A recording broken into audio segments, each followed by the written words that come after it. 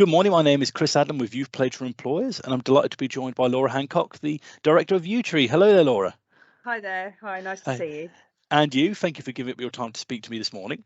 And I guess my sort of first starter for 10 question has to be, can you tell me about Yutree and what you do as an organisation? Yeah, absolutely. We are a commercial insurance business based in Newmarket. We are a traditional commercial insurance broker. So on one side of our business, we sell directly to customers who have businesses and we do all of their insurance requirements. On the other side of our business, we're an underwriting business. So we act more like an insurer, and other brokers will wholesale into us. But commercial insurance is the core of what we do across the whole.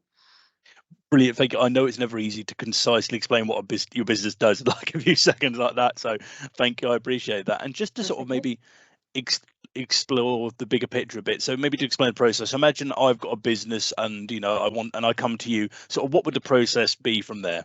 Yeah.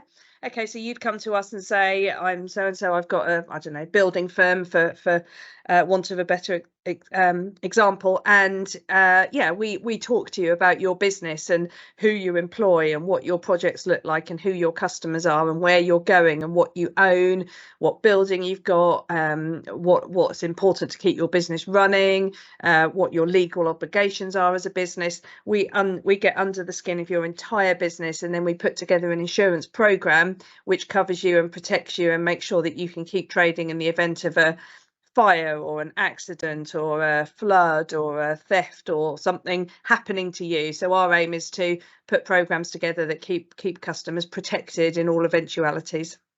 And I'm assuming those programs are very bespoke and very different from, say, client to client, industry to industry.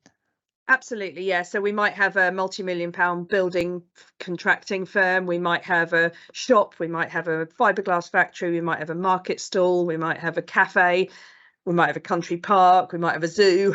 So it could be any one of those businesses, and the program that needs to be put together and the advice that needs to be given. So we're an advice-led business, not a product-led business.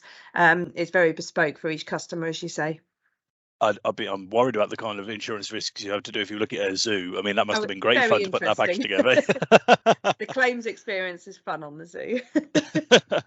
That's fantastic. And can you just give me a sort of a brief sort of summary of sort of the roles of a Yutree and sort of the structure and let's say sort of the people you've got that sort of make all of this happen, if you see what I mean? Yeah, absolutely. So as I mentioned at the beginning, we've got a broking division who talk directly to the customers, so to the builder, the zoo, the market stalls. So we've got brokers who work there. We've got a claims team who sit behind all of that. So when there's a fire or a flood or a theft or an accident, the claims team jump into action and help those customers through the claims process. We've got an accounts and a finance team who deal with all of the premium payments. And then we've got an underwriting team who, rather than talking directly to customers, will talk to other brokers and will place the insurance on our own insurance facilities. So they'll be underwriting and pricing the risks. The brokers will be placing the risks. So yeah, it's a very busy, diverse, exciting environment with lots of different functions going on within it. That's fantastic, and it's really interesting actually. You mentioned about it being as you say, a diverse and sort of an interesting environment to be around, because there is this horrible old stereotype of sort of hanging over the insurance industry of it being sort of, as you say, sort of exactly the same thing every day. I say, speaking as yourself and someone inside the industry, what would be maybe a couple of things you'd sort of say about sort of roles, in maybe whether it's been Yutree or in the sector in general, that actually might surprise people? Well, the diversity of what you do all day, every day. Your day will be completely different depending what type of clients you're dealing with. The opportunity to go into, so within insurance, you can go into finance, claims, sales, HR. You've got actuarial people sitting behind the scenes doing marvelous things in spreadsheets. You've got marketing and PR. So whatever facet of business interests you, the insurance industry has got that within it. So there's opportunities to get in and then to really make a lifelong career for yourself, depending on what your skill set and interests are. That's amazing to hear. And do you have anyone, whether it's yourself or within Yutree, who maybe you could almost sort of cite as an example of maybe they've come in, they've shown an interest in that particular area, and then they've gone off to do, you know, this or that, if you see what I mean? Yeah, well, I've been in the sector since I left school at 18, and I'm 46 now, and I've been through a life and pensions starting administration role. I went into telephone sales in general insurance. Then I went out on the road and did relationship management with brokers.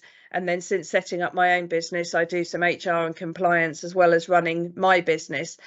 So I've done a lot of it, but also within my role, I've got people around me who I've worked with for many years who are amazing marketing executives, and it doesn't matter what you're selling in marketing, the dynamic nature of marketing and PR is the same whether you're selling insurance or whether you're selling something else that you might perceive to be more interesting. So yeah, I could tell you about people all day every day who've made very successful careers coming in as a apprentice or an admin person and then moving on to what their actual passion turns out to be. Yeah, that is really interesting, as you say, to sort of know that you've got all these various different avenues to go down. And as I say, you can, you know, there are areas of the sector to, you know, that will match people's, as you say, different passions and strengths. And that, you know, it doesn't, you know, go into that horrible old stereotype. As I say, this is your desk, you know, this is what you're doing, you're staying there, you know. So it's a hugely dynamic sector. It really has got lots of opportunities. just, and I'm going to come back to sort of the business as a whole in a sec, but just to speak to you almost about the entrepreneurial side of things, because you mentioned, as I say, about how you've gone from having lots of experience in the sector to setting up your own business. And I've spoken to people when I've done these employee talks who've set up their own businesses in a variety of different fields. What kind of sort of skills and lessons did you have to learn when you actually started the process, you know, after going, okay, I'm gonna start my business? What kind of challenges did you face, you know, whether it's skills you had to learn or maybe things that came up that you didn't expect? Yeah. So I worked with Norwich Union when I first started, which turned to Aviva, and then I worked for a very large broker that was owned by AXA ultimately. So when myself and 4 colleagues came together to set Yutree up, we knew everything about the sector and how it worked, but I guess the bits that we had to learn quickly were things like getting the IT in place, Yeah. getting all the back office bit in place and the infrastructure that's needed for a business. So getting all of the, I don't know, templates for HR together and all of the compliance policies that are needed. Obviously, our industry and our sector is regulated by the Financial Conduct Authority. Mm. So it's not just a case of renting an office and off you go. There's a huge Yeah.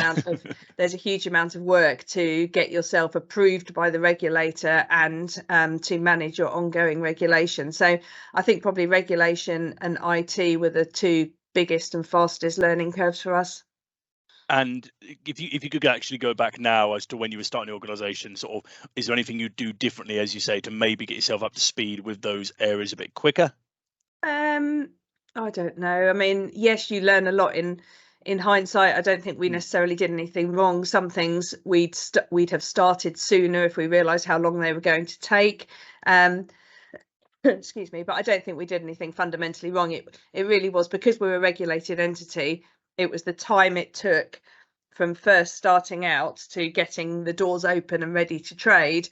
We'd probably have allowed ourselves a little longer in the business plan, but otherwise, no, it was all a learning experience. Exactly. That's the best way. That's the best way to approach it. And Yes. you know, if a young person was watching this video and they sort of wanted to maybe consider the differences between, say, working for a large organization and then working for their own organization, as you do, you know, what would you sort of summarize as the sort of, you know, the benefits, you know, the good parts of, as I say, working for your own organization and the challenges? I mean, our organisation, we don't call it a startup anymore. We're 12 years old. We've got 24 people. So we've been through that whole kind of no staff, no business Yeah. up until where we are now. I'd say to anyone starting out I worked for a big insurance company. I'd just say get as much experience as you can of as many areas as you can. So lots of big companies do graduate schemes where they move you around all the different departments. But you don't have to go down that route. Our industry is very open to school leavers as well.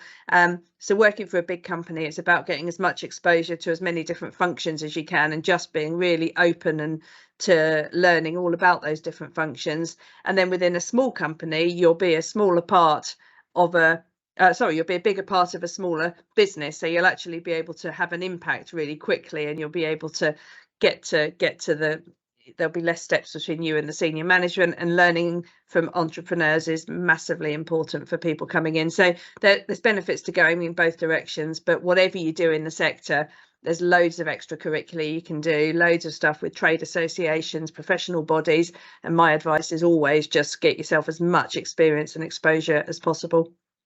Brilliant. No, that's a great piece of advice. And you touched on it there about school leavers, and going back to Yutree specifically.